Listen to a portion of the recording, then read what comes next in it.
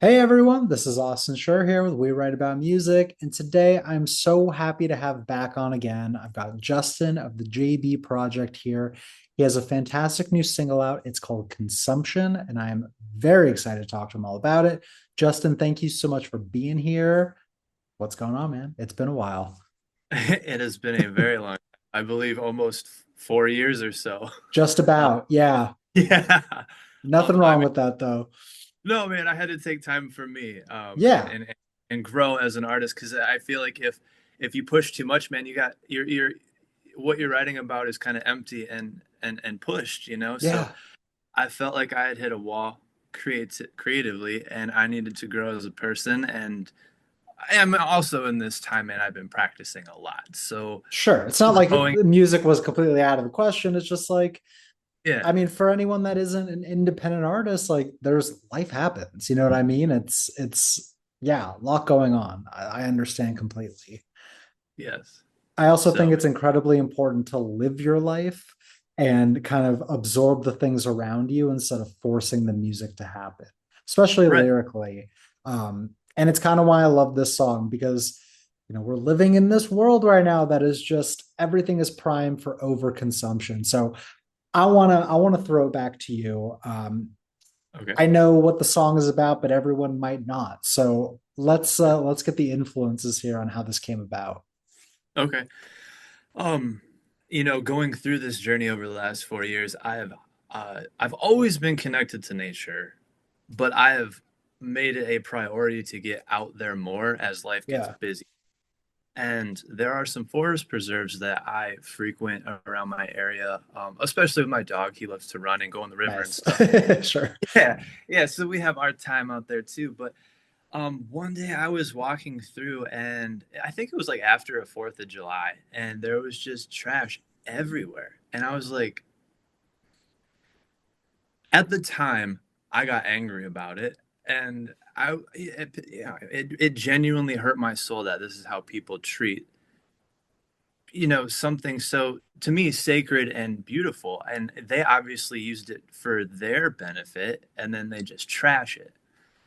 And I was kind of ruminating on this, and the thing that happened in my head was this saying that, like, only human trash leave trash. And I was like, man, that is so negative.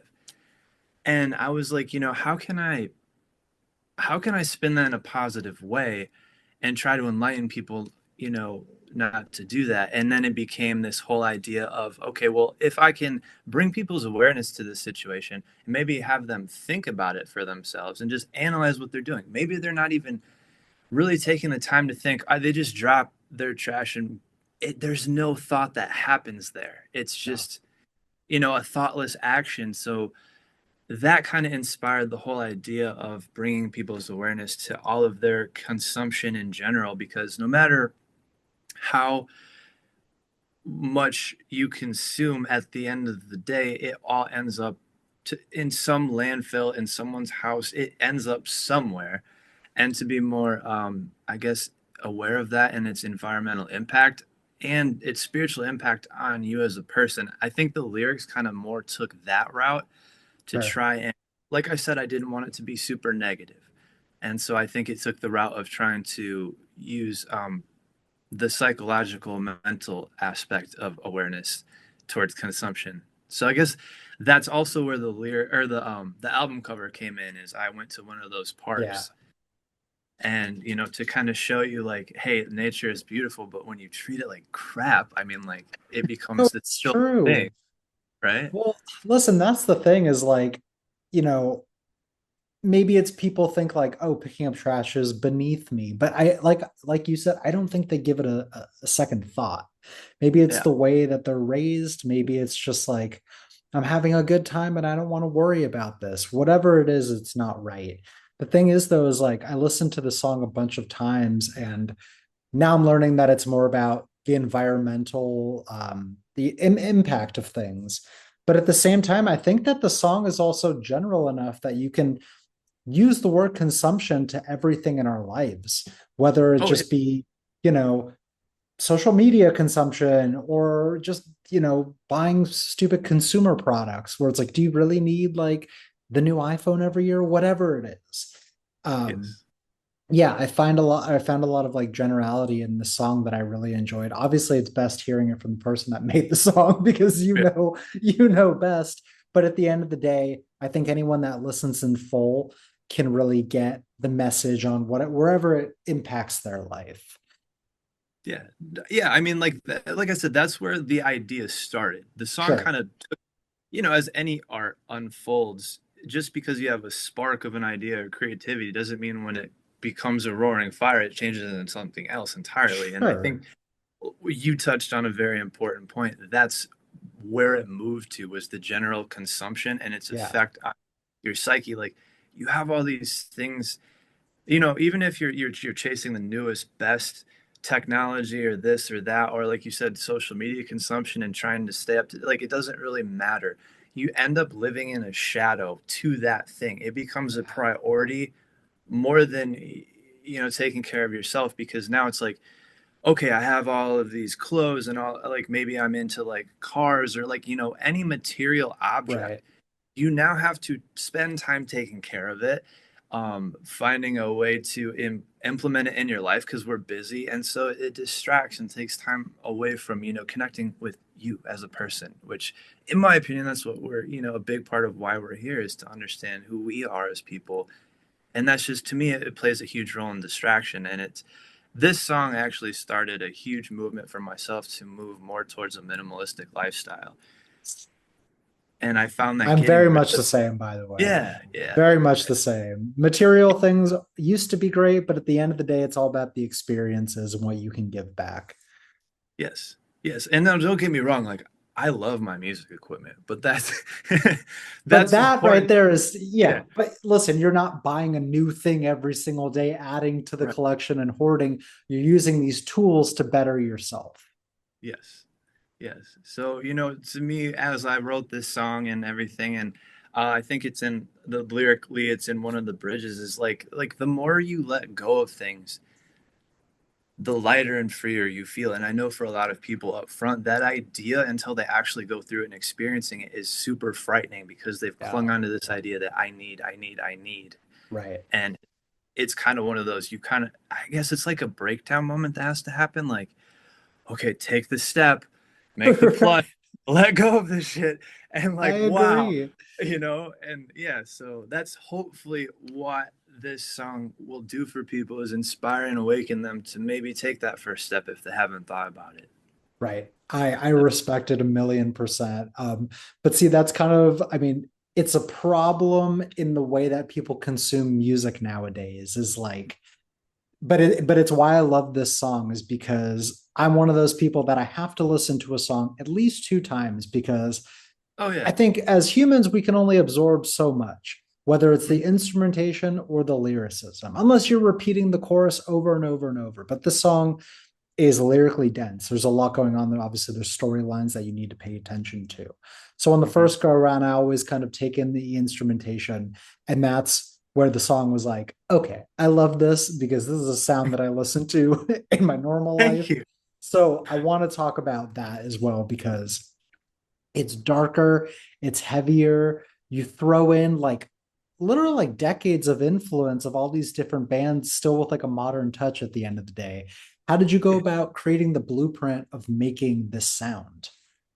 Okay, so this sound comes from, I guess the overall sonic landscape, without going too much into influences right now, is Sure. like, I have such a love for, like, you could call it just older music. Like, I love Yeah. soul music. I love, even going into more of my personal influences that are reflected in my writing. Like, like the blues rock Jimi Hendrix type sound. Like, it's all warm because the technology they used back then wasn't, it didn't have extreme high fidelity towards the high end. Exactly. And that, to me, it the hi-fi-ness is cool. And I'm not dissing it in any way, and I respect it. But to me, I don't necessarily write music. Um, this is gonna sound weird. I don't write to just be heard. I want you to feel it, and I feel like That's taking how it that. should be. Yeah, So Yeah, taking that high end out of like some of the guitar that's not needed, or the vocals, or the especially the drums, like some of the cymbals can get really shrill, and like warming that up, now you can get in touch and feel, because it's not an overstimulus for your ears, right? right. So But I that's guess the thing that, with the, I mean, the future of production is here. Like we're so like there's just so many different programs and things and plugins and patches and whatever. I feel that people are always tempted to throw everything into a song or an album because it's yeah, available to them. But sometimes when you strip things back and you create that like warm, organic analog feeling, that's when you actually feel the music. And you're not like, sorry to go off on a tangent, but like sometimes when you do too much in the instrumentation and production, you literally can't pay attention to the words because you're so distracted by what's going on. absolutely, man. And like to me, I take a now I might throw in a plug in here or there, like there's a spot where I wanted the Yeah, reverb, just, but like sure. as a whole, my whole philosophy and concept is the music and the instrument can't stand alone on its own, and it needs that. Then you need to rewrite what you're doing, because Exactly. it at its core should just be enough, right? So Right. I've like I don't even use a bass amp. I plug my bass directly into my interface, and I Great. throw some EQ and compression. That's the bass, for me it works, right? A Yeah. lot of people, they'll put like a little bit of distortion on it and like some tube overdrive and You could a spend little room. weeks. You could Yeah, spend literally weeks achieving what you think is the perfect tone. But sometimes yeah, if you overthink it, you kind of take away from it. I don't know. yeah. I Not mean, once listening to the song where I was like, oh, I think there should be like a touch of distortion on this. Like, no, it didn't even occur to me because yeah, not that you have to play to 99% of music listeners who literally don't give a shit, but right. you have to be happy with the end result. And there comes a point of perfectionism where it's like, okay, I think I've actually done too much. Hmm. And I mean, going back to like my love toward the older sound of stuff is Yeah, I connect with it because it's imperfect. You hear the mistakes. You hear that, oh, exactly. everything isn't perfectly lined up electronically on the grid. Right. And that's what makes it, to me, that's why those things are memorable. Whereas nowadays it's just so disposable and I guess consumption driven, is because I, for some weird reason, like when it's perfect, like we just don't, it doesn't store in our memory bank. It's the Right. imperfections that make it notable, It's so right? true. I actually have not thought about that, but it's true. I mean, I don't know how long ago we can even like I don't think there's a time in history to pick it out, but at least in the 10, 15, 20 years, like I like hearing like the chord switching on an acoustic guitar, like the sliding of the strings and the Yeah, fact that like, you can take that out.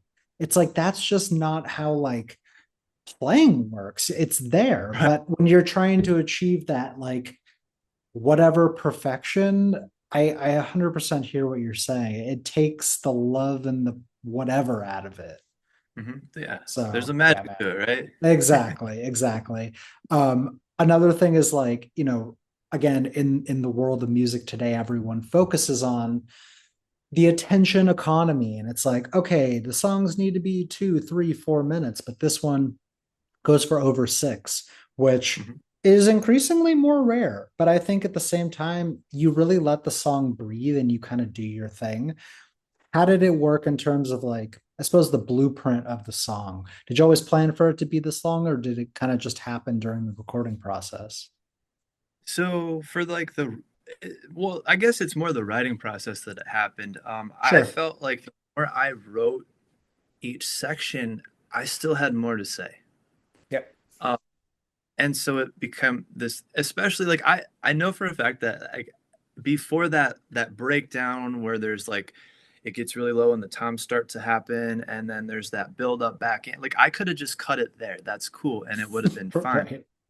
But like I wanted to me, I want the feeling to invoke what the lyrics are saying and vice versa. I want it entangled. So I hadn't captured, in my opinion, that incessant, like compulsive need and desire to want something. So that's where I was like, okay, let me get really low and this tribal, like, Yeah. feel of just like pulsating this need and I want, Right. right? And so, like, that to me was an important part. I kind of went back and forth with like tossing it out because you're right, like people want shorter songs, but without sounding egotistical, I write this stuff for me. Well, that's um how it should be. You're the yeah, one putting the time and energy into it. Listen, if it's not something that you'd want to listen to in your free time, what the hell are you doing? Like, you're not right, making music for everyone, you're doing it for you. exactly. And my thought is if I want to hear it a certain way and I connect with it, then like there's got to be a reason for that, and maybe the reason is because there are more people out there that can connect to it. Now I know it's not. I know that I'm not an artist for like the masses. Like Mhm. I'm not. I don't have the newer modern sound. I have like the older influences. I write long songs. Basically, I just swim against the current and the grain altogether, but But not that's intentional. how I hear you 1,000%, but I also feel like that's how cult followings start. And that's like how word of mouth is because listen, no one is listening to top 40 radio and like texting their friends, "Oh, did you hear this new artist?" Like, because you just assume at the end of the day, like, yeah, they're probably going to hear this song, Oh, 30 times until it's, you know, right. I know, like in my friend group, it's not a competition, but it's like, listen, if you heard something that you don't think we're going to find, send it. And this is the Yeah, type of music that fully falls into that category of like, yeah, you might not find it on your own, but if you do, I promise you're going to love it. yeah. Thank you. I like that. I was surprised myself because after 4 years of not releasing anything, with very little attention and uh, pre-promotion for this song when I released it, just word of mouth alone got me 16 more followers on Spotify after Yeah, just a man. void of nothing. And I was like, Right. wow, awesome. No, So, truly, it's the baby steps. It's having those people and like fostering those relationships and doing the whole thing. But at the end of the day, the music speaks for itself. So I completely understand. And yeah. I'm happy that you brought that up because like, yeah, it's been a while since you put out music and there's nothing wrong with that. People change, life happens. Now that you're kind of like back into the swing of things, have you been working on new things or are you waiting for more Oh, inspiration to hit? no, man, no, no. Those 4 years, I have written so much material. I have Oh, good. that's Okay. ridiculous. So it's like right now, what I have planned in the future is I have uh, I think 7 more songs that are fully Hell recorded. yeah. Some are fully mixed, some are in the process, but I can only do Sure. so much with being like I wear every hat imaginable. So I was going to Like say, for yeah, anyone who's wondering, this guy does it all. You literally do it all. You don't have a team behind you. You don't have not some super producer who you're sending it off to and say, make it happen. yeah. You, that's what literally the most impressive thing is you handle everything, which Thank is, I mean, it's got to be a lot of pressure, I assume, because yeah, you're literally wearing all the hats, but yeah. also you have the creative freedom to do whatever you want. hmm From the creative aspect, I love it. Sure. As far as like not having it, like I personally would love to like pull into orbit someone or a team that could help me with like the social media and the Yeah, promotion it's a full-time because job. yeah, it's just even the booking. I mean, like because now I'm switching to trying to release all of these like 7 songs I have. Yeah. Now I have no shows lined up because I haven't had the time to. Right. After October, that's my last show, and it's like, oh geez, okay, so it's I can only do so much. So eventually, it does come to the point of like burnout, and I'll just take a weekend, and Yeah. I won't do a thing if I feel Good. like playing. But like, yeah, it does reach that level of like too much every once in a while. Yeah, man. But you know, I guess it's part of it, and that's part of my journey at this point. So, but yeah, my plan is to keep releasing these 7 songs. My plan is every 2 months, gonna try to drop a new single. That's Some of them will be perfect. instrumental first because I've found that the more I've grown through these 4 years. I've Some of my music can get kind of complex and dense, and I feel like if I drop it with the lyrics, it might be too much for someone who's just coming across me to take in. Yeah. So, kind of baby steps of introduction towards that sound, I guess. Okay. Well, okay, without you don't have to say too much if you don't want to, and we don't need to talk about it all that much either, but in the future, are songs going to sound similar to this, or did you kind of switch things up for new direction? So I love this.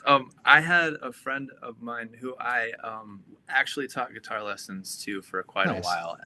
I had he's a really really creative person outside the box as far as like his guitar compositions go now, and I value his opinion. So I had sent him a few of these, and he made a comment that every song that I have seems to sound completely different, but there is a thread of each song still has its vibe of me. So in the Nice. future, these songs are all over the place because I have so many influences, and Yeah. I feel this one at this particular moment and over here now. Yeah, they're all gonna sound drastically different, but they'll still sound like me. Listen, I'm speaking totally general, but I feel like that is the goal right there. Because Yeah, it for anyone out there, some people pigeonhole themselves as like, yeah, I just make pop music, I make rock, whatever. But if you can somehow have like the DNA of you into these songs so that when people listen, they're like, oh, this is very clearly him, but he's tried something new and it's still got those elements, then you're winning because you're yeah, attracting all these new audiences that might like something. You eventually get that feedback of what they like. And I'm not saying to make music for them, but it kind of gives you an idea of what performs better. absolutely. Yeah, and it Yeah. also helps. You branch out. Like you said, you don't want to pigeonhole yourself. Like if you do Yeah. something really well and you're successful at it, great. But like, are you gonna want to do that for the rest of your life? Like Right. recycle and no, probably not. Exactly. No, dude, I could not possibly agree more. It's so true. Yeah. Um, listen, I've got a couple more for you. I want to know, like, because you've talked about your influences, and I hear so much in this, but at the same time, you've also said that you're influenced a lot by the past. Is there any modern bands or music that have had, like an impact on what you're making? Yes. I am a huge fan of this band. I believe they're based in like the Miami area called Honeyhounds. Never Um, heard of them.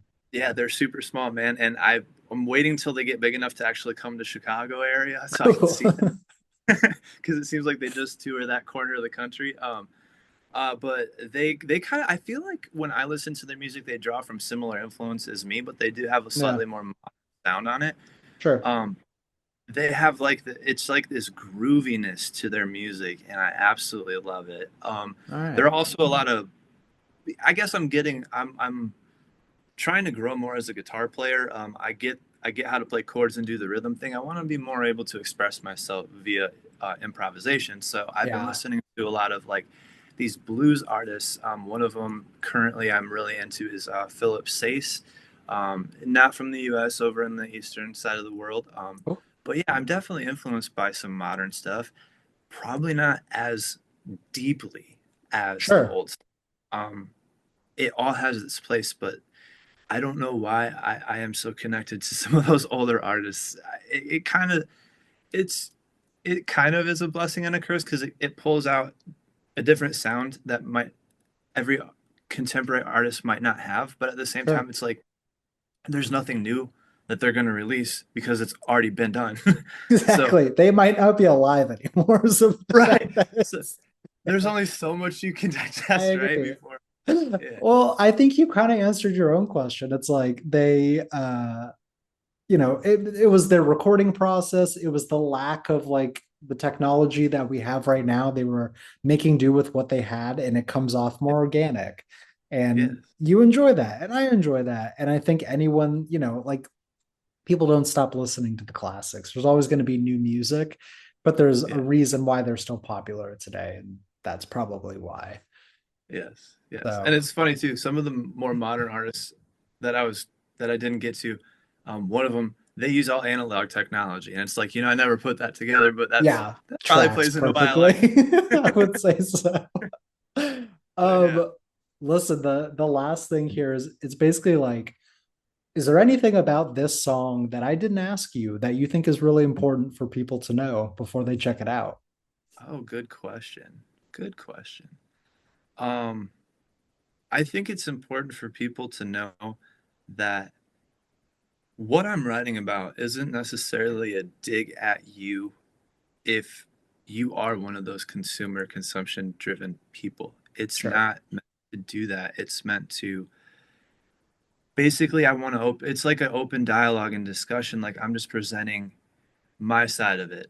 And I hope that if you have an open heart and an open mind, and especially some open ears, that it might resonate something inside of you for the better. It doesn't necessarily mean you have to follow my path of minimalism and all that. No, like I just want to present you with maybe a different thought that you hadn't had in the past. So when you listen to the song, don't necessarily, yeah, it's not a negative thing. Don't take it that way, but be open and receptive to some of the messages. And I think you'll get a lot more out of it going in that way.